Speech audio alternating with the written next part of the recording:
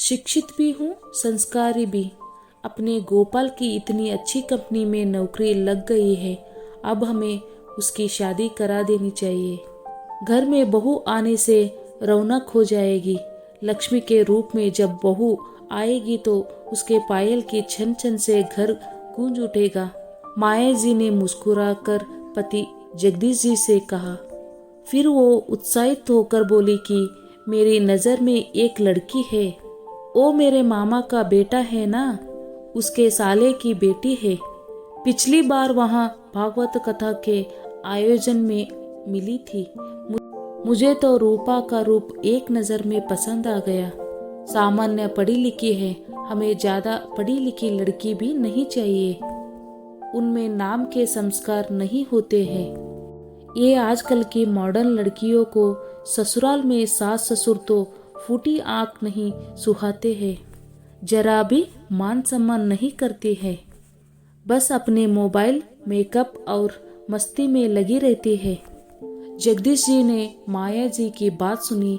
इतनी जल्दबाजी मत करो। हो सकता है अपने गोपाल ने कोई लड़की पसंद कर रखी हो। हम उसकी पसंद की लड़की से ही शादी करेंगे। नहीं, ये मैं होने नहीं दूंगी। वो अपने बराबर की लड़की से ही शादी करेगा, फिर वो हमें इस घर से निकाल देगी।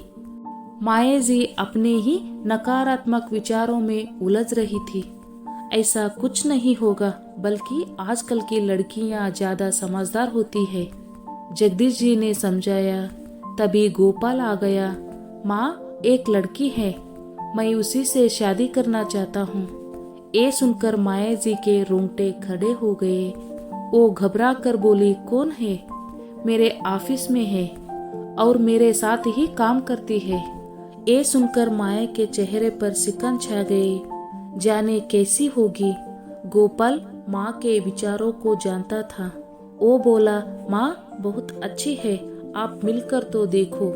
आखिरकार गोपाल की जिद के आगे माया जी को झुकना पड़ा। सुंदर रूप वाली सोनिया बहू बनकर घर पर आ गई। सोनिया उच्च शिक्षित और नौकरी पेश थी। उसके आने से माया के मन में एक डर बैठ गया था, अपने इकलौते बेटे गोपाल को खोने का डर। अगले दिन सभी रिश्तेदार से घर भरा था। सोनिया सलीके से कमरे से साड़ी पहनकर निकली और सब बुजुर्गों के पांव छुए। ये देखकर बुआ सास ने चुटकी ली। बहू, आजकल की लड़कियां कहाँ पाँव छूती है, तुम भी रहने दो। बुआ जी, मैं तो पाँव छू रही हूँ और आपको आशीर्वाद भी देना होगा। पाँव छूने में कोई शर्म? बड़ों का आशीर्वाद ही मिलता है। ये हमारी संस्कृति है, पाँव छूना हमारी परंपरा है। ये सुनते ही बुआ सास खुश हो गई और सोनिया को ढेर सारे आशीर्वाद दिए। उसके अगले दिन रसोई में पहली बार कुछ मीठा बनाना था। सोनिया ने बड़ी ही अच्छा सूजी का हलवा बनाया। सबको पसंद आया। सब ने खूब तारीफ की। तुम्हें रसोई का काम आता है? ज्यादा नहीं, पर मेरी माँ जब भी लड्डू गोपाल जी के लिए ये सूजी का हलवा प्रसाद में बनाती थी, मुझे बहुत पसंद आता था। मैंने भी माँ से सीख लिया। माँ जी, काम सीखा हो तो हर जगह काम आता है। सोनिया ने माँ जी का दिल जीतना शुरू कर दिया। ऑफिस वो वेस्टर्न या सूट पहनकर जाती थी, पर जब घर में त्योहार हो अच्छे से साड़ी पहनती थी, खूब सस्ती संवरती थी। एक सुबह माया जी के पूरे बदन में दर्द हो रहा था। सोनिया ने मालिश वाली को फोन करके बुला लिया। मम्मी जी, आप थक जाते हो, ज्यादा नहीं तो हफ्ते में एक बार पूरे शरीर की मालिश करवा लिया करो। ये कविता है, हर शनिवार आपकी मालिश कर दिया करेगी। सोनिया जगदीश जी की भी दवाई का भी पूरा ध्यान रखती थी। दोनों के खाना पाना से अनहेल्दी चीजों को निकालकर हेल्दी चीजें शामिल कर दी, ताकि पौष्टिक आहार मिले और सभी स्वस्थ रहे। यूं तो खाना बनाने वाली आती थी, पर क्या बनेगा इस पर सोनिया ही बताती थी। माया जी और जगदीश जी की शादी की सालगिरह आई। सोनिया और गोपाल सभी पहले मंदिर गए, फिर वहीं से उन्हें गौशाला ले गई। वहां उनके हाथों से दान करवाया। शाम को अनाथ आश्रम और रुद्राश्रम में खाना खिलाया गया। माया जी और जगदीशी ने पहली बार अपनी सालगिरह इस तरह मनाई। दोनों को बहुत खुशी थी और अब गर्व था कि सोनिया उनकी बहू है। आने जाने वाले रिश्तेदारों को भी बहुत अच्छी ख्याल रखती थी। माया जी मन ही मन सोचने लगी, इतना ध्यान तो कभी गोपाल ने भी नहीं रखा जितना सोनिया रख रही है। पहला तीज का त्योहार आया। माया जी ने बोला, तुम शाम को अपने हाथों में बस मेहंदी का गोला टीका लगा लेना।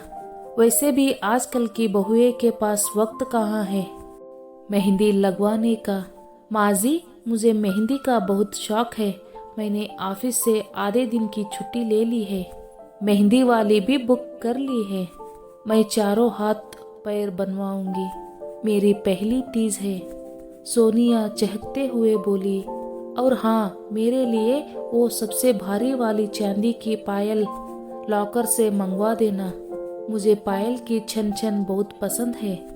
ऑफिस जाने के कारण कुछ पहन नहीं पाती, पर 2 दिन घर में तो पहन लूंगी। माया जी बहुत खुश हो गई। जहाँ सोनिया सुंदर, समझदार, उच्च शिक्षित, नौकरी पेश थी, वहीं दूसरी तरफ बड़ों का सम्मान करने वाली, रीति रिवाज और परंपराओं को निभाकर चलने वाली थी। तीज की पूजा भी सोनिया ने अच्छे से की। सुंदर सी लाल साड़ी पहनी और गहरी रची मेहंदी भरे हाथ उसके रूप रंग को और भी 4 चांद लग रहे थे। सोनिया की पायल की छन छन से घर संगीतमय हो रहा था।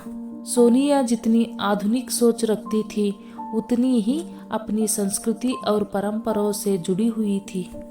माया जी की चिंता दूर हो गई थी। अब उन्हें सोनिया अच्छी लगने लगी थी। माँ जी, आप क्या सोच रही है? सोनिया ने हाथों में चाय का कप देते हुए पूछा। तुम्हारे ही बारे में सोच रही थी। मैं गोपाल से तुम्हारी शादी के खिलाफ थी। मुझे लगा ज्यादा पढ़ी लिखी लड़कियां अच्छी नहीं होती है, वो घर तोड़ देती है। ये सुनकर सोनिया बोली, माँ जी, मैं शिक्षित भी हूँ और संस्कारी भी। पापा ने उच्च शिक्षित बनाने में कोई कसर नहीं छोड़ी और मम्मी ने हर तरह के संस्कार दिए हैं। बड़ों की इज्जत करना, उनका ध्यान रखना मैंने मम्मी से सीखा है। वो मेरी दादी जी और दादाजी का बहुत ख्याल रखती थी। शिक्षित होने का ये मतलब नहीं है हम सामान्य नैतिकता भूल जाए। हमारी शिक्षा, हमारी जीविका एक तरफ है और हमारी परंपराएं, हमारे रीति रिवाज एक तरफ है। शिक्षित होकर मैं आत्मनिर्भर हूँ। मुझे अपने पैरों पर खड़ा होना संतुष्टि प्रदान करता है। जीवन में संस्कारों का भी महत्व है। संस्कार जीवन में मर्यादा बनाए रखते हैं। परिवार में सबका ख्याल रखना, बड़े बुजुर्गों को मान सम्मान देना, ये सब संस्कार मेरी मम्मी ने मुझे दिए हैं। हम जीवन भर साथ रहेंगे। मैं आपके गोपाल को कभी आपसे नहीं छीनूंगी, बल्कि मैं आप सबसे जुड़ने की कोशिश करूंगी। सोनिया के मुंह से ये सब सुनकर माया जी भावुक हो गई। ऐसी बहू सबको मिले, ये कहकर उन्होंने बहू को गले से लगा लिया।